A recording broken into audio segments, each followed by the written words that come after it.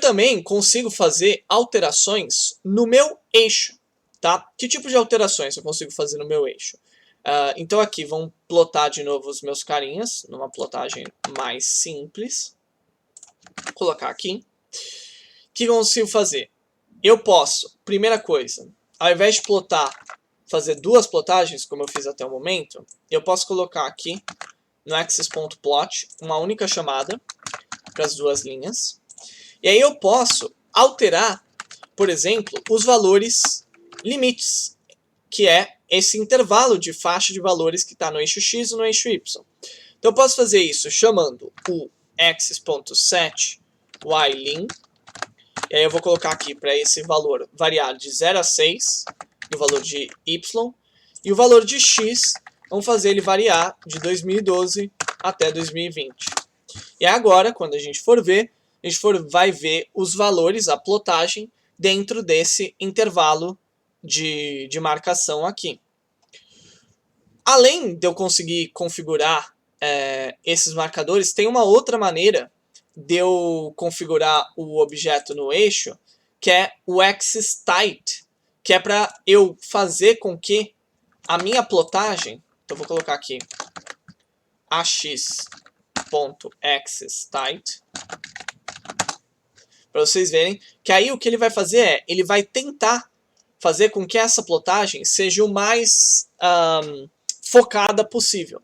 E esse é a maneira padrão dele fazer a plotagem. A maneira não padrão é de eu configurar esses intervalos que eu quero.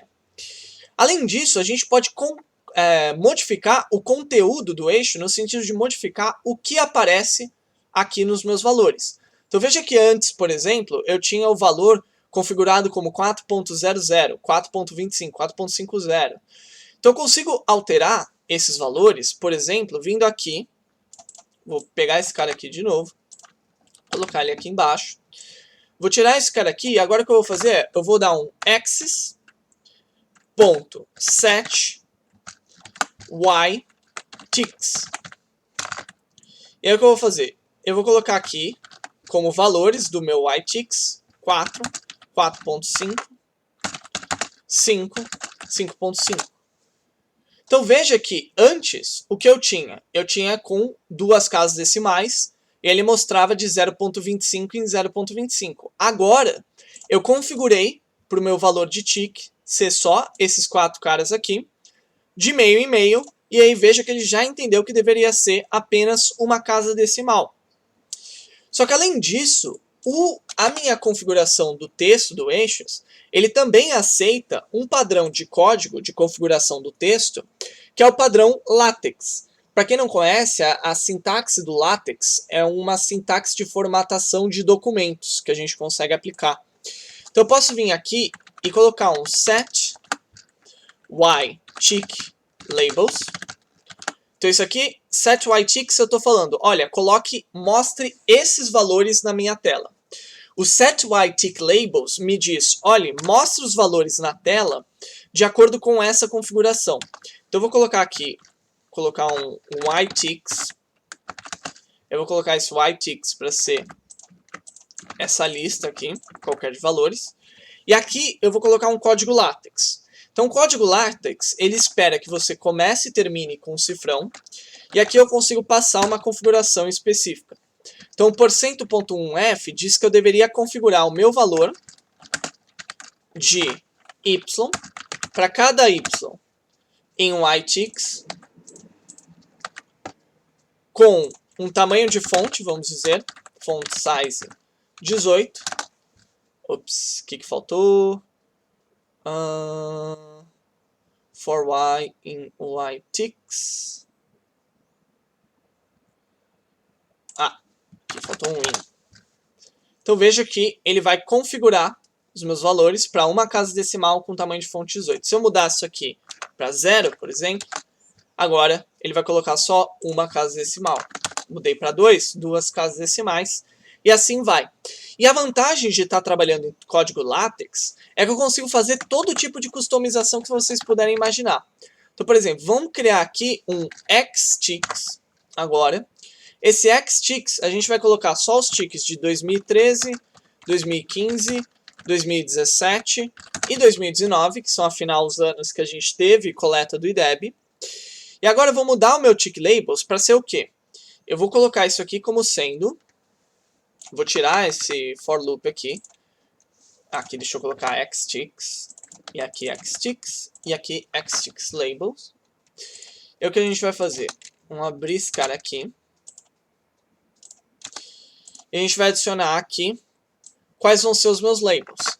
Então eu posso colocar aqui um barra ao contrário alpha, igual a 2013. Porque o que o barra ao contrário alpha vai fazer? Ele vai pegar... deixa eu colocar um Rzinho aqui. O que o barra ao contrário vai fazer? O barra ao contrário, na sintaxe LaTeX, indica algum tipo de input especial. E esse input especial que eu estou colocando aqui, o barra ao contrário alpha, ele vai me permitir colocar a letra grega alpha. E aí eu consigo colocar beta, gama, e vamos colocar aqui por último um delta. Colocar todas as letras gregas aqui, de tal forma que quando a gente for ver os meus eixos, eu vou ver alpha igual a 2013, beta igual a 2015, gama igual... Então, você sabendo o código LaTeX, você consegue configurar como deveria aparecer os meus eixos aqui especificamente. Além disso, eu consigo configurar também o espaçamento associado com o texto. Então, aqui no caso... Veja que eu tenho um espaço entre este ponto e este ponto aqui. Só que eu consigo alterar esse espaço entre diferentes pontos de texto. Então se eu for aqui, pegar minha figura de novo, pela 12ª vez. Agora eu vou pegar e alterar isso aqui para 0.8. E aí o que eu vou fazer? Eu vou pegar e adicionar aqui. Vamos fazer... Esse aqui vai ser o meu eixo 1. E aí o que eu vou fazer? Eu vou chamar o meu matplotlib. E aí eu vou colocar aqui um parâmetro, esse rcparams, tá? E esse rcparams, posso alterar o xtick.major.pad para ser, por exemplo, valor 10. Porque o que acontece? O pad, entre cada...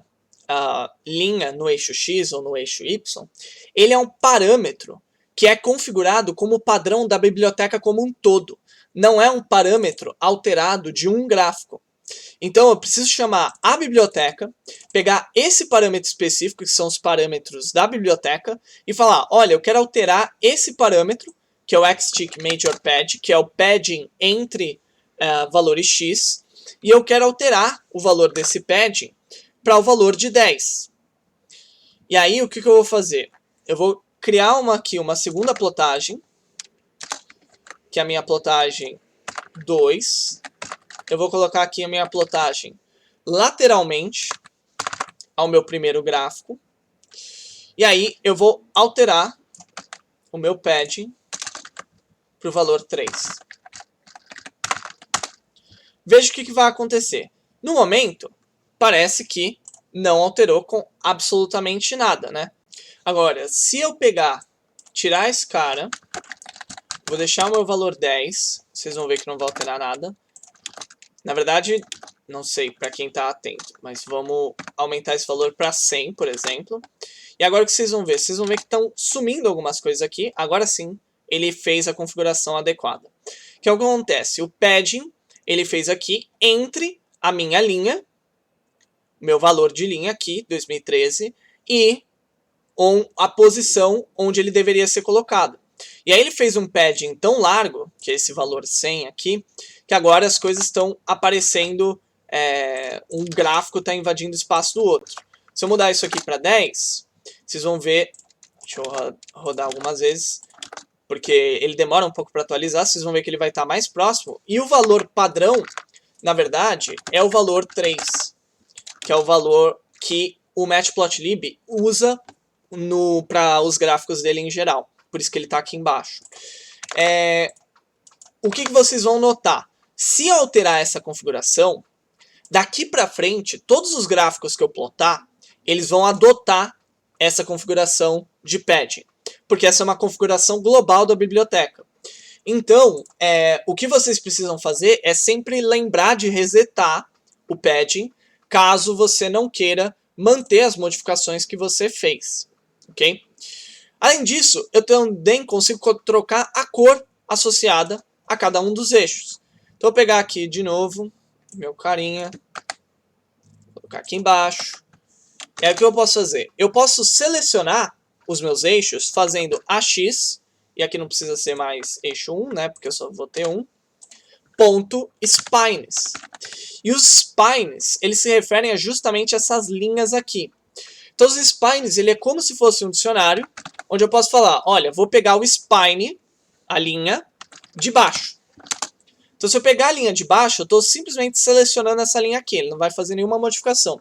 Eu vou pegar e falar set color blue. E aí agora, a minha linha de baixo passou a ser da cor azul. Eu posso pegar, por exemplo, a minha linha de cima e falar, mude a cor para azul. Então, minha linha de cima é essa daqui, ela mudou para azul também. Posso pegar e mudar o meu spine da esquerda para a cor vermelha, por exemplo. E aí essa linha passa a ser da cor vermelha. Só que eu também consigo alterar outras configurações que não são só a cor. Então eu posso pegar, vir aqui, set line width. Colocar aqui o valor 2. E agora, e aqui no caso eu modifiquei a minha linha do topo, mas minha linha esquerda aqui agora está mais grossa. Então veja que aqueles parâmetros lá, será que eu consigo, por exemplo, vir aqui e fazer line style dotted, por exemplo, e você vê que sim. Então todos aqueles parâmetros que a gente viu que ajudavam a editar as linhas aqui, que a gente plotava no meu gráfico, na verdade aqui são os markers, mas está aqui em cima. Eu consigo aplicar como parâmetros usando a sintaxe do set alguma coisa em cima de uma spine específica. E eu inclusive consigo esconder spines. Então se eu vim aqui e colocar right, e agora dar um set color, e aí eu vou colocar aqui none, o que vai acontecer? Essa linha vai desaparecer. Simplesmente. Tá vendo? E eu consigo colocar aqui, deixa eu tirar esse cara aqui. Eu vou colocar um y-axis.tick left. E aí o que vocês vão ver aqui nesse caso, deixa eu tirar esse cara aqui. Aqui, tick left, tick right. Vocês vão ver que o tick, ele me permite dizer onde os meus ticks deveriam aparecer. Então, o tick left é o padrão, que é fique as coisas à esquerda, e o tick right, ele fala, ó, fica para lá. Da mesma forma que eu posso mudar a posição de onde o texto aparece, eu também posso, para o eixo X, eu posso alterar para o eixo Y, eu também posso alterar para o eixo X, por exemplo, TikTok, e aí ele aparece aqui em cima. Por exemplo, sei lá por que você faria isso, mas você consegue fazer esses tipos de modificação. Então, aqui eu estou selecionando as cores, selecionando as linhas e tudo mais. E aí, óbvio, a gente consegue, como eu falei, selecionar quando um eixo aparece, mudando a cor.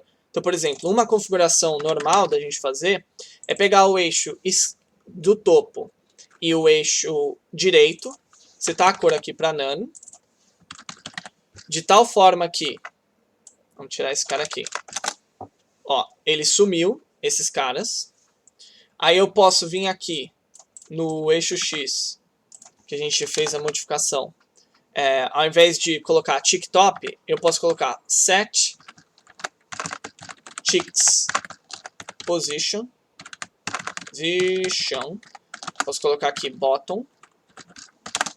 Ou colocar aqui top, que é uma maneira alternativa de fazer aquela configuração. Então eu vou colocar aqui bottom. E eu também consigo setar, colocar aqui meu spines, bottom. Eu vou setar a posição data 0, na qual ele setou a posição do meu eixo com relação ao todo aqui. Em que ele setou para a posição para essa posição que seria a posição 0. Se eu colocar aqui, por exemplo, 0.2, colocar aqui posição 1. Veja que, vou colocar 5. Veja que a posição do eixo que está sendo mostrada, só para deixar claro, é a posição com relação aos meus dados. Então, no caso, o meu eixo antes estava, sei lá, em 3.75, eu acho que era o valor. Mas eu posso posicionar ele em qualquer lugar. Posso posicionar ele, por exemplo, no 4, para ser a minha linha.